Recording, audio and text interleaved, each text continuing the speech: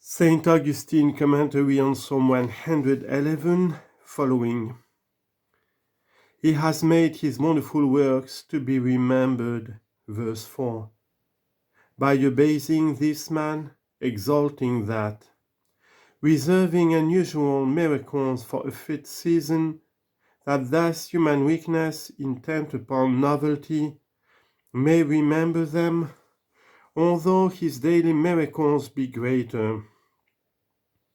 He created so many trees throughout the whole earth, and no one wonders. He dried up one with a word, and the hearts of mortals were thunderstruck. Matthew chapter 21, verses 19 and 20. For that miracle, which has not through its frequency become common, will cling most firmly to the heart. But of what use were the miracles, save that he might be feared? What too would fear profit, unless the gracious and merciful Lord gave meat unto them that fear him? Verse 5. Meat that does not spoil, bread that comes down from heaven. John chapter 6, verses 27 and 51. Which he gave to no deservings of ours. For Christ died for the ungodly. Romans 5:6. No one then would give such food save a gracious and merciful Lord. But if he gave so much to this life, if the sinner who was to be justified received the Word made flesh, what shall he receive when glorified in a future world?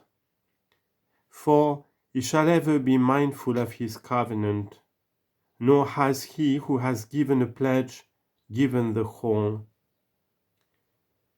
He shall show his people the power of his works. Verse 6. Let not the holy Israelites who have left all their possessions and have followed him be saddened.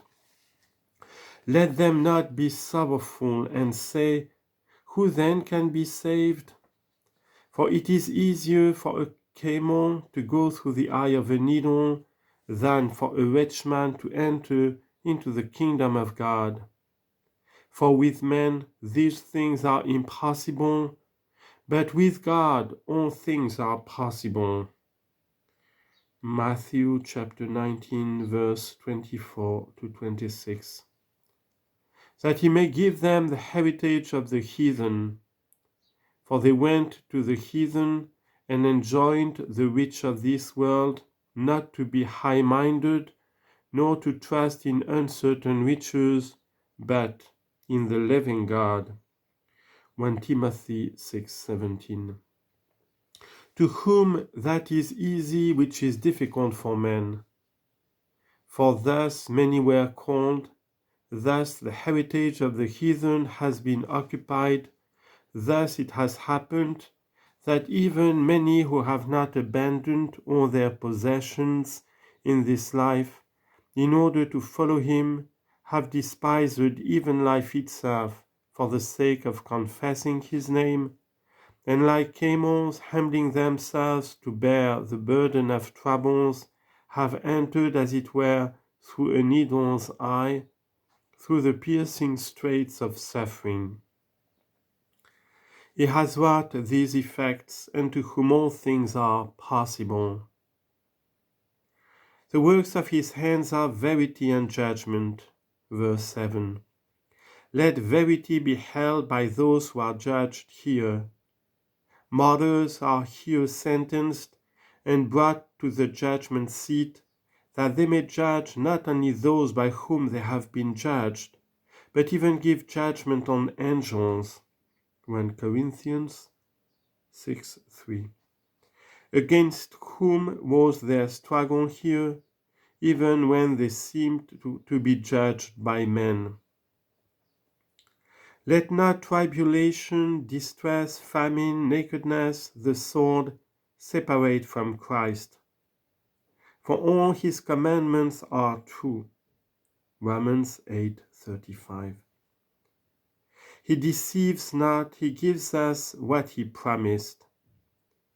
Yet we should not expect here what he promised, we should not hope for it. But they stand fast forever and ever, and are done in truth and equity. Verse 8. It is equitable and just that we should labor here and repose there, since he sent redemption unto his people. Verse 9. But from what are they redeemed, save from the captivity of this pilgrimage? Let not therefore rest be sought, save in the heavenly country. God indeed gave the carnal Israelites an earthly Jerusalem, which is in bondage with her children. But this is the old covenant, pertaining unto the old man. But they who there understood the figure, even then were heirs of the new covenant. For Jerusalem which is above is free, which is our everlasting mother in heaven. Galatians 4:25 and 26. But that transitory promises were given in that Old Testament is proved by the fact itself. However, he has commanded his covenant forever. But what? But the new? Whosoever does wish to be heir of this, deceive not yourself, and think not of a land flowing with milk and honey, nor of pleasant farms, nor of gardens abounding in fruits and shade.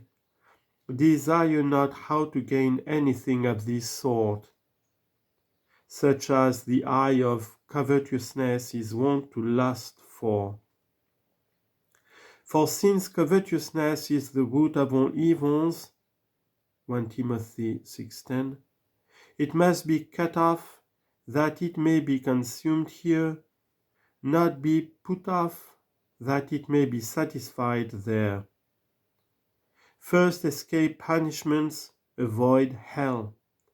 Before you long for a God who promises, beware of one who threatens. For holy and reverent is his name. The fear of the Lord, therefore, is the beginning of wisdom. Understanding is good. Verse 10. Who gainsays? But to understand and not to do is dangerous. It is good, therefore,